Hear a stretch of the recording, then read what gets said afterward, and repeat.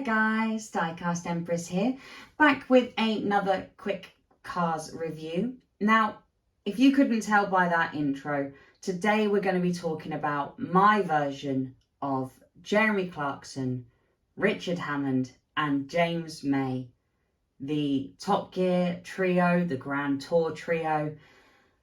As today, the 13th of September, they have released, as of right now, their last ever show together as a trio doing cars stuff.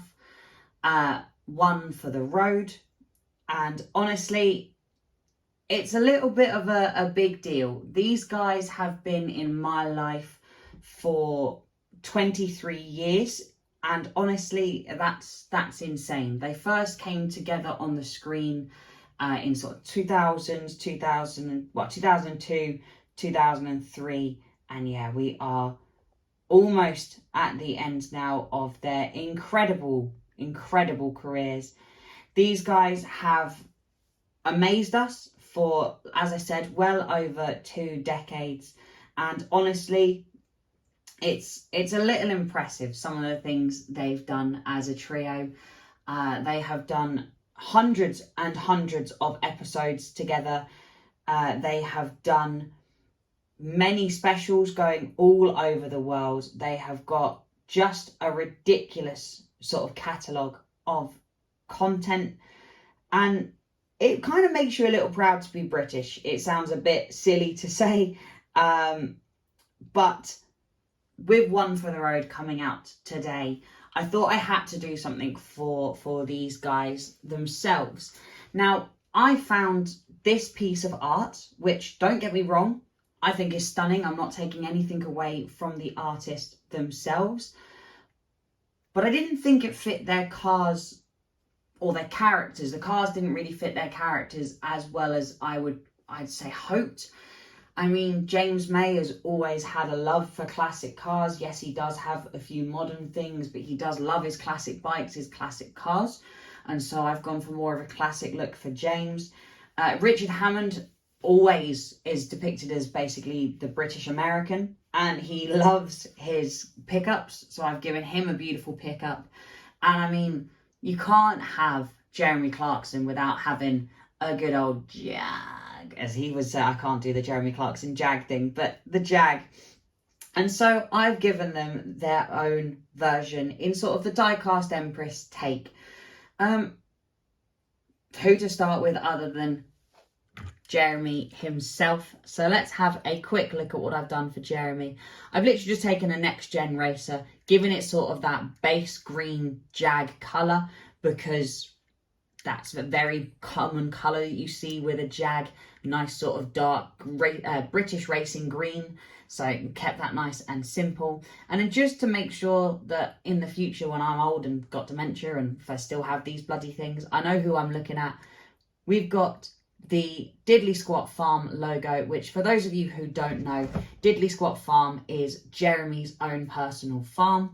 And on the back, we have Top Gear and Grand Tour, their 2 biggest shows as a trio, obviously, stuck on the back there. And then on this side, we have Jezza's face himself. Cannot have a car without Jezza's face on it. Real nice and simple, honestly. And then just gave it a good old coating of clear coat just to keep him going. Now, on to Richard Hammond here. So Richard, as I've said, I've given him a nice classic pickup. Brown bed, black body, beautiful pickup. Can't really go wrong. Picked out some details in a bit of silver here.